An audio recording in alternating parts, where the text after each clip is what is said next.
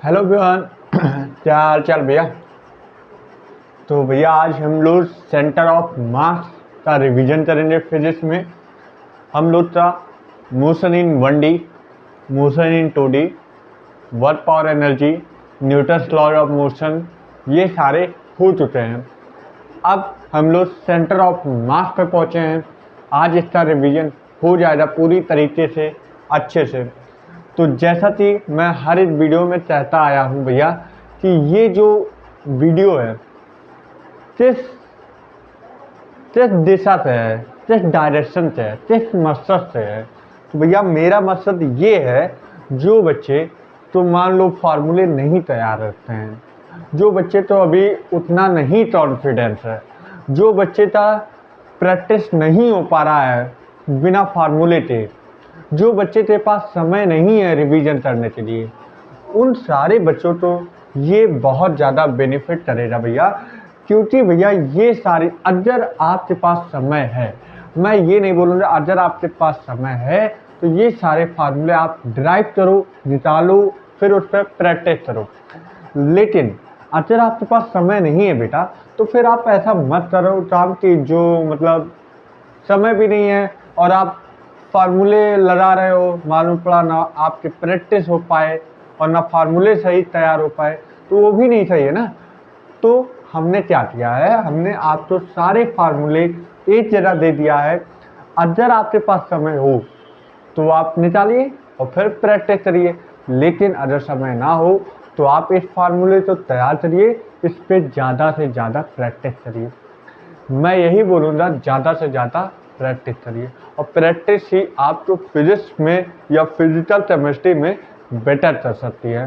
ठीक है, तो भैया बेटर करना है फिजिक्स या फिजिकल केमिस्ट्री, तो अल्टीमेट तुम्हें पहले कॉन्सेप्ट मजबूत होना चाहिए, फिर उसके बाद आपका समय पे रिवीजन होना चाहिए, टाइम पे टाइम, फिर उसके बाद प्रैक्टिस। ये तीन चीज़ बहुत इंपॉर्टेंट रखता है फिजिक्स तैयार करने का। तो भैया अगर कॉन्सेप्ट अच्छा हो गया है तो फिर आपको एक बार रिवीजन करना चाहिए, रिवीजन करने के बाद आपको प्रैक्टिस करनी चाहिए उस पर। ठीक है, उस चैप्टर पे। तो भैया आज हम लोग सेंटर ऑफ मास देखते हैं, सारे चीज़ रिवीजन करने में। पहली चीज़, अगर सेंटर ऑफ मास में सबसे पहली चीज़ पोजीशन दिया रहे, देन हम फार्मूले कैसे निकालेंगे सेंटर ऑफ मास। तो हम निकालेंगे भैया m1 r1 better, m2 r2 better in upon m1 plus m2। एक मिनट देना। m1 r1 vector plus m2 r2 vector upon m1 plus m2।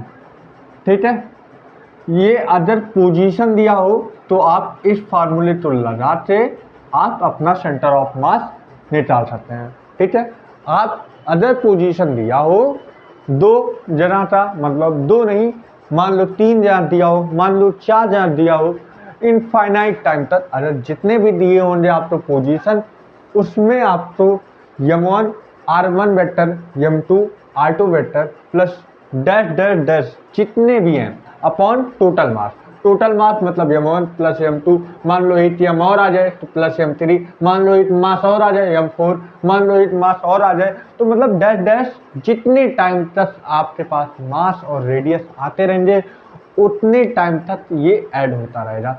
तो पोजीशन देने पे, मतलब अगर पोजीशन गिवन है तो हमारा फार्मूला क्या बनता है, m1 r1 vector plus m2 r2 vector upon m1 plus m2। ठीक है, अब उसके बाद अगर अगर हमें यस एक्सिस पे हमें पोजीशन वेक्टर निकालना है, पोजीशन वेक्टर अगर मुझे यस एक्सिस पे दिया हो तो हम कैसे निकालेंगे। तो सिंपली हमें क्या करना है, m1 s1 vector plus m2 s2 vector upon m1 plus m2। ये क्या हुआ, m1 s1 vector plus m2 s2 vector upon m1 plus m2। अगर यहीं पे इसमें भी वही केस बनता, अगर m और बढ़ता गया और मान लो तीन पोजीशन के लिए दे दिया जाए तो यहाँ पे m3 s3 vector upon m1 plus m2 plus m3 हो जाएगा। तो डैट मीन अगर पोजीशन बढ़ती जाए उतनी ही ऐड होती जाएंगी जिस तरह हम ये ऐड कर रहे हैं। m1 s1 vector plus m2 s2 vector plus अगर एक पोजीशन और मिल जाए तो m3 s3 vector upon m1 plus m2, लेकिन एक मास और आने की वजह से प्लस m3 भी हो जाएगा। ठीक उसी तरह हम जब y एक्सिस पे पोजीशन वेक्टर निकालते हैं, पोजीशन ऑफ सेंटर ऑफ मास निकालते हैं, तो m1 y1 vector plus m2 y2 vector upon m1 plus m2। अब जैसे कि मैं बार बार तो ये बात नहीं बताऊंगा कि जिस तरह आप इस सारे में ऐड करते जा रहे हो उस तरह इसमें भी ऐड करना पड़ेगा। ठीक है। अगर एक m और आ जाए तो यहाँ पे ऐड हो जाएगा, तो इसमें बड़ी बात नहीं है, तो ज़्यादा हाइपर वाली बात नहीं है ना। तो ये सारी चीज चल लो। अब अगर आप तो वेलोसिटी गिवन हो, देन आप तो पूछा जाए find the centre of mass, then हम कैसे निकालते हैं? वेलोसिटी अगर गिवन है, यहाँ पे v मतलब यह होता है वेलोसिटी। अगर वेलोसिटी गिवन है देन हमारा फार्मूला क्या बनता है? Velocity of centre of mass equal to m1 mass m1 v1 vector plus m2 v2 vector upon m1 plus m2। जैसे ये पोजीशन वेक्टर निकाले हो, जैसे आप x एक्सिस में वेक्टर निकाले हो, सेंटर ऑफ मास निकाले हो, y एक्सिस में सेंटर ऑफ मास निकाले हो, ठीक उसी प्रकार जब वेलोसिटी गिवन रहे देन आप तो ये फार्मूले तो लगा के आप तो वेलोसिटी ऑफ सेंटर ऑफ मास निकाल लेना है। ठीक है। अगर वहीं पे एक्सीलरेशन गिवन हो, यहाँ पे अगर एक्सीलरेशन गिवन हो देन हमें क्या फार्मूला निकालना है? तो एक्सीलरेशन ऑफ सेंटर ऑफ मास का फार्मूला क्या बनता है? m1 a1 vector plus m2 a2 vector upon m1 plus m2। अब इसी तरह जिस तरह आपने पीछे लगाते आ रहे हो, अगर तो मास और आएगा तो ऐड हो जाएगा। ठीक है। तो यहाँ पे m1 a1 vector plus m2 a2 vector upon m1 plus m2। ये हमने क्या निकाला? एक बार फिर से रिवीजन करते हैं। अगर पोजीशन वेक्टर देता है तो बेटा m1 r1 vector plus m2 r2 vector upon total mass m1 plus m2। अगर एक मास और आ जाए तो m3, एक मास और आ जाए तो m4। तो मतलब हम एक तरीके से टोटल मास बोल सकते हैं। हाँ सर बोल सकते हो। अब वहीं पे अगर हमें सेंटर ऑफ मास या एक्सिस में निकालना हो इन दी गिवन ऑफ पोजीशन, अगर पोजीशन दिया हुआ है और यस एक्सिस में हमें सेंटर ऑफ मास निकालना है, देन हमें क्या फार्मूला लगाना होगा? m1 s1 vector plus m2 s2 vector upon m1 plus m2। ठीक है। अब उसी प्रकार अगर y एक्सिस में सेंटर ऑफ मास निकालना हो तो m1 y1 vector plus m2 y2 vector upon m1 plus m2। ठीक है सर। अगर वहीं पे वेलोसिटी भैया गिवन हो देन हमें VCM मतलब centre of mass with respect to velocity, यहाँ पे m1 v1 vector plus m2 v2 vector upon total mass में m1 प्लस m2। ठीक उसी तरह एक्सीलरेशन गिवन हो तो यहाँ पे m1 a1 vector plus m2 a2 vector upon total mass m1 plus m2। अच्छा, अगर हम यहीं पे अगर तुम्हारे माइंड में एक चीज चल रहा हो भैया, क्या यहाँ पे हम लोग अल्टीमेट करते आ रहे हैं सर, मुझे कुछ आइडिया आया? हाँ सर आइडिया आया, हम करते आ रहे हैं। यहाँ पे अगर हमें पोजीशन दे दी रहा है तो m1 r1 vector m2 r2 vector upon total मास, मतलब अगर देखा जाए टोटल मास नीचे वाला फिर से हर जगह टोटल मास फिर से तो हम total mass in general total mass तो हम नीचे रख दे वैसे। अरे भाई देख यहाँ पे भी टोटल मास फिर से, यहाँ पे भी टोटल मास फिर से, यहाँ पे भी फिर से, यहाँ पे भी फिर से, यहाँ पे भी फिर से, हाँ फिर से। तो इन जनरल हम टोटल मास तो ये ऐसे ले सकते हैं। हाँ सर ले सकते हो। फिर जब हमें पोजीशन दिया तो m1 r1 vector m2 r2 vector. ठीक, अगर हमें यस एक्सिस में हमें पोजीशन वेक्टर निकालना हो, पोजीशन सेंटर ऑफ मास निकालना हो, तो यहाँ पे m1 s1 आई टैप प्लस m2 s2 आई टैप। y एक्सिस में निकालना है सेंटर ऑफ मास तो m1 y1 vector m2 y2 vector. हमें वेलोसिटी निकालना हो तो हमें m1 v1 vector, m2 v2 vector. Acceleration निकालना हो तो m1 a1 vector plus m2 a2 vector. मतलब भैया यहाँ पे हमें जिस चीज का निकालना है, जैसे यहाँ पे पोजीशन निकालना है तो RCM m1 r1 plus m2 r2 upon m1 plus m2। अरे भाई लिख सकते हैं कि नहीं, तू बोल। यहाँ पे हमें पोजीशन सेंटर ऑफ मास निकालना है तो यहाँ पे RCM m1 r1 तो m1 r1 RCM m1 r1 plus m2 r2 तो यहाँ पे m2 r2। मतलब भैया अगर हमें पोजीशन निकालना है तो यहाँ पे पोजीशन रख के यहाँ पे s1 कर दें और यहाँ पे s2 कर दें। अगर भैया मुझे पोजीशन नहीं निकालना है, मान लो पोजीशन नहीं, हमें वेलोसिटी निकालना है तो यहाँ पे VCM m1 v1 और प्लस m2 v2 हो जाएगा। अरे यार यहाँ पे मुझे एक्सीलरेशन निकालना हो तो यहाँ पे ACM m1 a1 plus m2 a2 तो मतलब भैया ये जो हमें निकालना है हमें वो यहाँ पे पुट करना होगा। जैसे वेलोसिटी निकालना है तो m1 यहाँ पे क्या आ जाएगा m1 v1 plus m2 v2। ठीक है, इस तरह पुट करेंगे। क्या आपको कोई चीज रटना पड़ेगा? अरे भाई जब पोजीशन निकालना है तो यहाँ पे m1 r1 plus m2 r2 निकाल लो। अगर तुम्हें वेलोसिटी निकालना हो m1 v1 plus m2 v2 upon total mass. अगर तुम्हें एक्सीलरेशन निकालना हो m1 a1 plus m2 a2 upon total मास। अरे सर क्या बात कर दी, मतलब इतना सरल कैसे? हाँ देख लो, ये समझ में आया? हाँ सर ये बात समझ में आया। अच्छा मैं एक काम करूँ यार। क्या सर बताइए? यहाँ पे मैं हमेशा बोल रहा हूँ total mass m1 plus m2 तो टोटल मास बोल रहा हूँ। हाँ बोल तो रहे हो आप, m1 प्लस m2 तो टोटल मास बोल। अच्छा ठीक है, तुम्हारे हिसाब से अगर मैं भाई साहब इस चीज को, मैं एक बात देखना, इस चीज को m1 प्लस m2 तो हम टोटल मास लिख दें। टोटल मास सर नहीं समझ में आ रहा। अच्छा तो यहाँ पे मैं एक्सीलरेशन ऑफ सेंटर ऑफ मास, एक मिनट रुकिए ना, मार्कर ले लो दूसरा।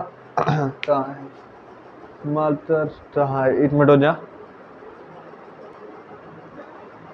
हाँ देखते हैं, देखो अगर मैं यही चीज यहाँ पे ACM, जो ये ACM है, अगर मैं यही चीज अभी लिखूंगा, अभी यही चीज यहाँ पे लिखा हूँ।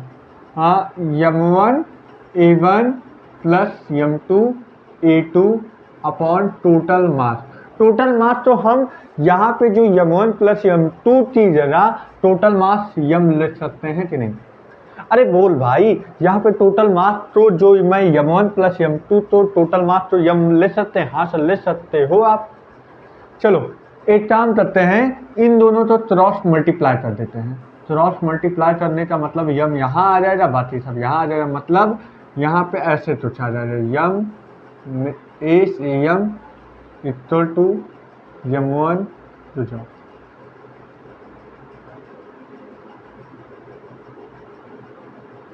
हाँ यहाँ पे m1 a1 vector plus m2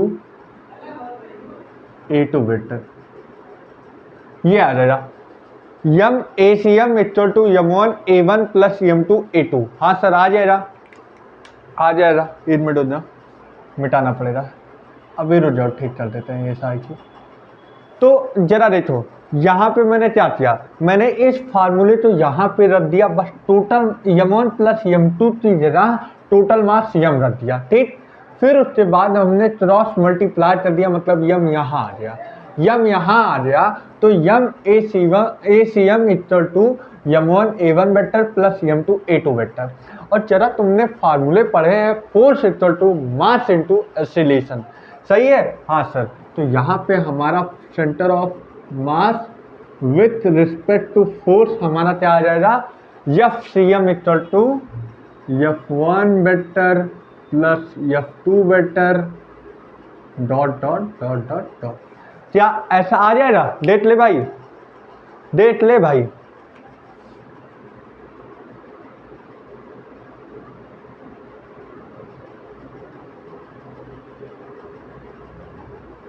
देख लो, ये समझ में आया सर। मैंने क्या किया यहाँ पे एसिलेशन, जो acceleration with respect to centre of mass मैंने क्या निकाला, m1 a1 vector plus m2 a2 vector upon m1 plus m2। बस बेटा मैंने टोटल मास तो कैपिटल M रख दिया, फिर मैंने क्रॉस मल्टीप्लाई कर दिया, तो यहाँ पे m a cm आ गया equal to m1 a1 vector plus m2 a2 vector. तो m a या equal to force equal to mass into acceleration होता है, ठीक है। यहाँ पे ले दो, यहाँ पे F इक्वल टू m में होता है, F इक्वल टू m में मास इनटू एक्सीलरेशन। तो यहाँ पे मास इनटू एक्सीलरेशन, ये किसका फार्मूला है, फोर्स। तो यहाँ पे centre of mass, net centre of mass with respect to force लिख सकता हूँ सर। यहाँ पे F1 vector plus F2 vector dot dot dot n time. क्या ये समझ में आया बच्चा, क्या ये समझ में आया कि नहीं? आ गया सर। अब ये कौन सा है भैया, ये centre of mass two system के लिए, centre of mass of two system. दो सिस्टम जब रहेगा देन हम कैसे सेंटर ऑफ मास निकाल सकते हैं। Centre of mass of two system अगर दिया रहेगा तो हम निकालेंगे m2d upon m1 plus m2। यहाँ पे m1 मास ये 1 वाला है, m2 मतलब मास सेकंड मास है, और यहाँ पे टोटल डिस्टेंस d है और हाफ d1 है और हाफ d2 है, ठीक है। सॉरी, अब देखो हम जब डिस्टेंस निकालते हैं तो हम सेंटर ऑफ मास किस तरह फाइंड करेंगे दो सिस्टम के लिए। तो देन हमें फाइंड करना होगा, जब यहाँ से निकालेंगे इस डिस्टेंस से निकालेंगे m2 into d upon total mass m1 plus m2। ठीक उसी तरह जब हम d2 से निकालेंगे मास m1 पे, मतलब सेंटर ऑफ मास निकालेंगे d2 से, मतलब मास 2 से जब हम लोग निकालेंगे सेंटर ऑफ मास तो m1 into D upon total मास, मतलब यहाँ से जब निकालेंगे तो m2 into D upon total मास, जब यहाँ से निकालेंगे तो m1 into D upon total मास। मतलब जिस तरफ रहेंगे उसका अपोजिट मास लेंगे। मतलब अगर मैं यहाँ पे खड़ा हो जाऊँ तो m2d आ जाएगा अपॉन टोटल मास, अगर मैं यहाँ से सेंटर ऑफ मास निकालूँ तो m1d अपॉन टोटल मास। क्या ये बात समझ में आई? हाँ सर। ये क्या होता है, centre of mass of continuous system. ये क्या होता है भैया, जरा देख लेते हैं ये भी।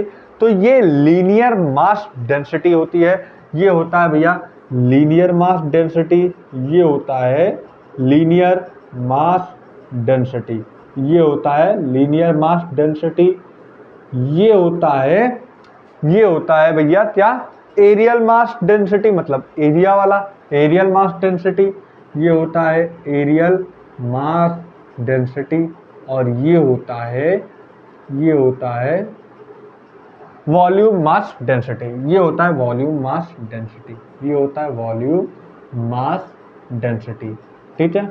ये तीन फार्मूले हैं। ये तीन फार्मूले कहाँ पे लगेंगे, जब आपको ट्रेंगल दे दिया जाएगा वहां पे जब आपको निकालना होगा, ठीक है। अभी बता रहा हूँ, देखो लीनियर मास डेंसिटी मतलब अगर कोई भी लीनियर मोशन हो रहा होगा, मतलब जिसका स्ट्रेट लाइन में अगर कोई भी मास निकालना होगा तो यहाँ पे ये फार्मूला लगेगा। और जहाँ पे 2D की बात करें, 2D मतलब एरिया की बात करें, एरिया किसमें होता है 2D में, मतलब जब भी हम 2D की बात करें देन हमारा फार्मूला ये लग जाएगा, sigma equal to dm by dl। और ये क्या है, lambda equal to dm by dl, ठीक है। और ये रो है, rho equal to dm by dl। ये तीन जब दिया रहे लेंथ, ब्रेथ और हाइट, मतलब 3D की बात करें तो वॉल्यूम निकालेंगे, वॉल्यूम मास डेंसिटी। और अगर रेक्टेंगल दिया रहे तो ये 2D की बात कर रहे हैं, मतलब यहाँ पे एरिया मास डेंसिटी निकालना, एरियल मास डेंसिटी।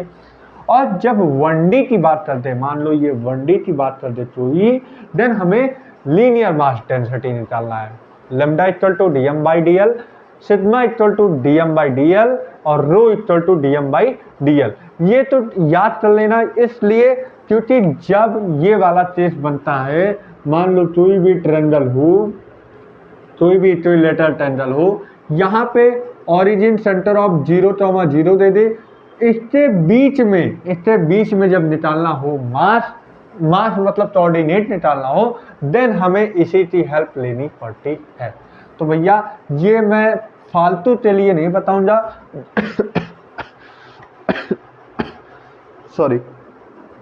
जब आपको ये तीनों चीजें लेंथ दी रहेंगी तो ये लगाना है, अगर तुम्हें कोई 2D की बात करेगा तो देन ये निकालना है। और जब आपको यहाँ पे मालूम है क्या निकालना होगा, डीएम निकालना होगा। यहाँ पे DM equal to lambda into DL आ जाएगा, और यहाँ पे डीएम इक्वल टू क्या आ जाएगा, रो इंटू डीएल आ जाएगा, और यहाँ पे डीएम इक्वल टू क्या आ जाएगा, एक मिनट, रो क्यों आएगा, सिग्मा इंटू डीएल आ जाएगा, और यहाँ पे रो इंटू डीएल आ जाएगा। ठीक है, यही चीज निकालने के लिए हम लोग डायरेक्ट बता दे रहे हैं यहाँ पे, क्योंकि ये चीज अगर आपको ये फार्मूले नहीं याद रहेगा तब जब आप छोटे से मास लोगे, जैसे कि मान लो कोई बहुत बड़ा, मान लो ये एक रॉड है, रॉड पे जब तुम्हें छोटा सा मास लोगे, वहां पे मास मतलब छोटा सा मास की वजह से तुम्हें निकालना पड़ेगा, देन आपको इसी का हेल्प लेना पड़ेगा। तो इसके लिए आपको ये 3 फार्मूले आने चाहिए। ठीक है, तो यहाँ पे मैंने ये बता दिया। अब देख लो, तो सेंटर ऑफ मास जो कि यूनिफॉर्म सिस्टम के लिए होते हैं, तो जरा वो देख लेते हैं।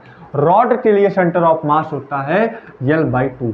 ये बच्चा आपको याद करना पड़ेगा, इसके अलावा मेरे पास भी कोई चारा नहीं है। तो भैया सेंटर ऑफ मास रॉड का क्या होगा, L/2। Centre of mass rod का क्या होगा, L/2। Centre of mass rod का क्या होगा, L/2। और वहीं पे सेमी सर्कुलर डिस्क का सेंटर ऑफ मास क्या होगा, 4r/3π। 4r/3π। बेटा ये हम आपको कोई भी वो नहीं देंगे, आपको याद ही करना पड़ेगा। ठीक है, और ये सारे फार्मूले आपको याद करके प्रैक्टिस करने पड़ेंगे। ठीक है, फिर वहीं पे अगर हेमी स्पेशल सेल दिया हो, देन हम सेंटर ऑफ मास का क्या होगा, R/2 होगा। वहीं पे सॉलिड हेमी स्पेयर दिया रहेगा तो 3r/8। सॉलिड हेमी स्पेयर दिया रहेगा तो 3r/8। वहीं पे सॉलिड टोन दिया रहेगा तो h/4।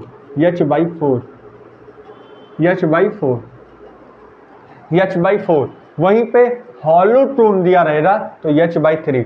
Solid cone h/4, hollow cone h/3।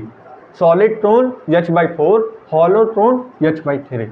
Solid hemisphere 3r/8। Hemisphere shell है भैया, सेल है, और यहाँ पे सॉलिड है, सॉलिड हेमीस्फीयर 3r/8, और हेमीस्फेरिकल सेल क्या होता है, r/2। ठीक है, अब उसके बाद हॉलो टोन और सॉलिड टोन हो गया। और यहाँ पे जब हम CM निकालते हैं इन दी एंजल दिया हो तो r sin θ/θ। ये थीटा की यूनिट क्या होती है, रेडियन, और थीटा डायमेंशन लेस होता है। ठीक है, डायमेंशन लेस होता है, यूनिट लेस भी होता है, लेकिन इसकी यूनिट रेडियन और इसके रेडियन होता है। ठीक है, ये तो मैं डायमेंशन में पढ़ा होगा। ठीक है, और जब आपको इंटीग्रेशन कभी कभी होता क्या है, तुम्हें क्या निकालना होगा, integration of the SDM average निकालना होगा। तो यहाँ पे SCM equal to integration of S into DM निकालना होगा। यहाँ पे ये हो जाएगा S centre of mass, S axis से सेंटर ऑफ मास निकालना होगा तो SDM, और इन दोनों का इंटीग्रेशन होगा। उसी तरह Y एक्सिस में जब आपको सेंटर ऑफ मास निकालना होगा तो YDM upon integration of DM हो जाएगा। ठीक है, उसी तरह Z एक्सिस में निकालना होगा तो then centre of mass ZDM upon in the bracket, मतलब सॉरी इंटीग्रेशन ऑफ DM, क्या मैं बोल रहा हूँ, सॉरी। ठीक है, तो ये आपको इतने फार्मूले तैयार हो जाए कि नहीं, हाँ सर हो जाए। अब देखो एक क्वेश्चन बनता है, मान लो कोई भी डिस्क हो, कोई भी प्लेट हो, डिस्क हो, कोई भी और क्या हो सकता है, रिंग हो सकता है, कोई भी हॉलो सिलेंड्रिकल हो सकता है, कोई भी सॉलिड सिलेंड्रिकल हो सकता है। अगर इनमें से छोटा पार्ट, मतलब छोटा सा सर्कल, मान लो ये डिस्क है, अब डिस्क में थोड़ा सा पार्ट हम इसे कट करके निकाल दें तो रिमेनिंग पार्ट कितना बचा, ये पूछते हैं।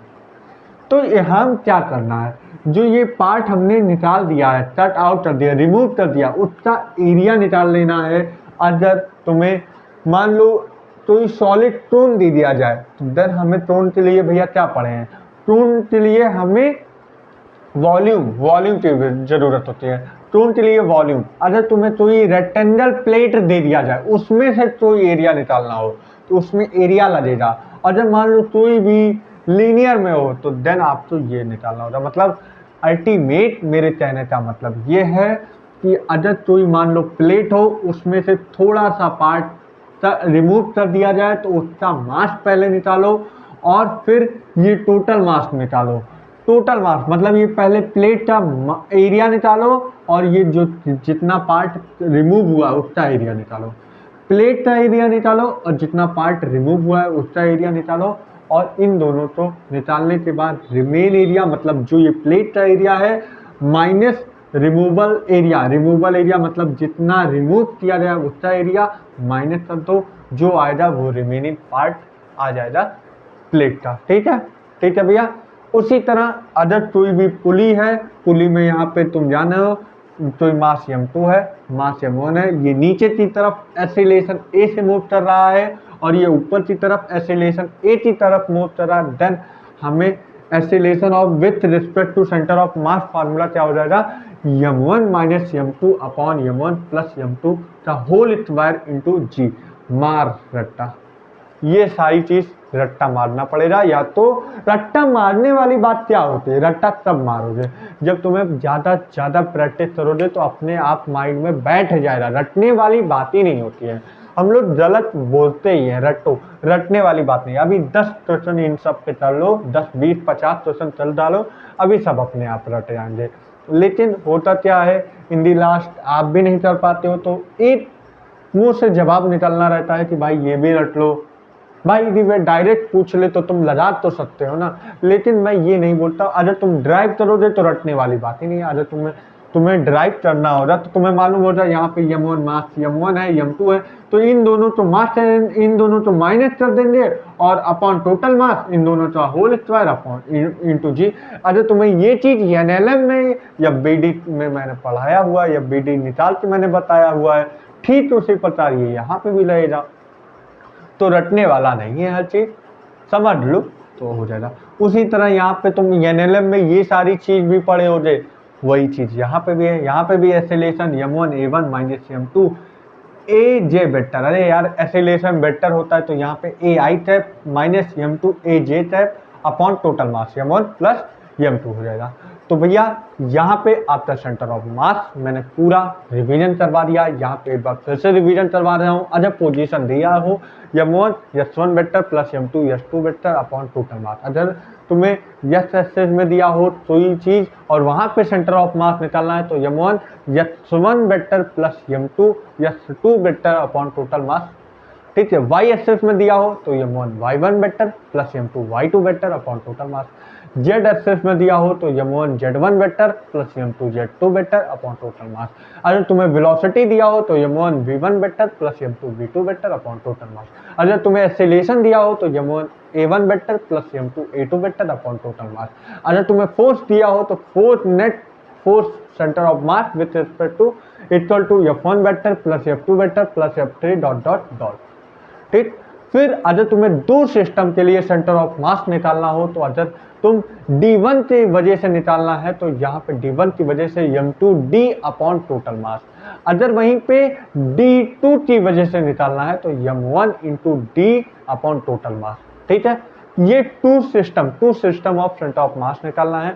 फिर उसके बाद तुम्हें तीन चीजें याद करना है। Continuous centre of mass of continuous system, यहाँ पे areal mass density, volume mass density और linear mass density. Linear mass density क्या होता है, lambda equal to dm by dl। फिर उसके बाद areal mass density equal to sigma equal to dm by dl। Volume mass density का formula क्या होता है, rho equal to dm by dl।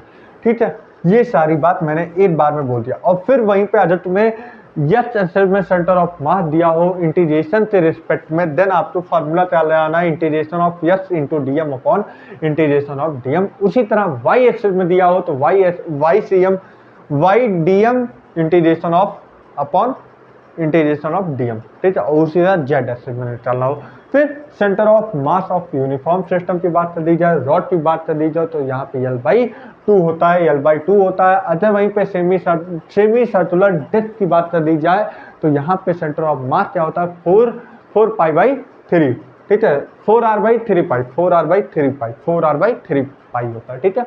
वहीं पे हेमी स्पेरिकल सेल की बात कर दी जाए तो यहाँ पे सेंटर ऑफ मास क्या होता है, r/2। वहीं पे अगर सॉलिड हेमीस्फीयर है तो यहाँ पे सेंटर ऑफ मास का फार्मूला 3r/8 होता है। फिर उसके बाद सॉलिड टोन के लिए यहाँ पे सेंटर ऑफ मास का फार्मूला h/4 और हॉलो टोन के लिए h/3 होता है। हॉलो टोन के लिए सेंटर ऑफ मास h/3 होता है। फिर उसके बाद हम आते हैं 8 एंगल पे, जब हमें कोई चीज सेंटर ऑफ मास निकालना है तो r sin θ/θ। फिर उसके बाद हम आते हैं कोई भी प्लेट, डिस्क, सर्कुलर रेंज, कोई भी ऐसा चीज दिया जाए उसमें से थोड़ा सा पार्ट कट करके निकाल दिया जाए, देन आपको रिमेनिंग पार्ट का एरिया निकालना है। तो मतलब जितना रिमूव किए उसका एरिया और जितना बचा है उसका एरिया दोनों को माइनस कर देना है, रिमेनिंग पार्ट ऑफ एरिया आ जाएगा, सेंटर ऑफ मास आ जाएगा। फिर उसके बाद एक पूरी चीज तेज बात है तो m1 - m2 upon m1 + m2 का होल स्क्वायर इंटू जी होता है, ठीक है, यहाँ पे पुल था। उसी तरह जब हम एक स्ट्रिंग दे देते हैं, कोई भी ऑब्जेक्ट, कोई भी बॉडी तो पुल करता है, देन हमें फार्मूला क्या होता है, m1 a1 I tap minus m2 a2 j tap upon total mass m1 + m2। तो भैया सेंटर ऑफ मास का मैंने पूरा अच्छी तरीके से हर एक कॉन्सेप्ट का आपका रिविजन कर लिया। अब मेरा लास्ट यही है कि आप इस पर जितना ज़्यादा हो सके उतना प्रैक्टिस कर लो और मजबूत कर दो। तो अभी तक 1D हो गया, 2D हो गया, न्यूटन्स लॉज ऑफ मोशन हो गया और आज सेंटर ऑफ मास भी हो गया।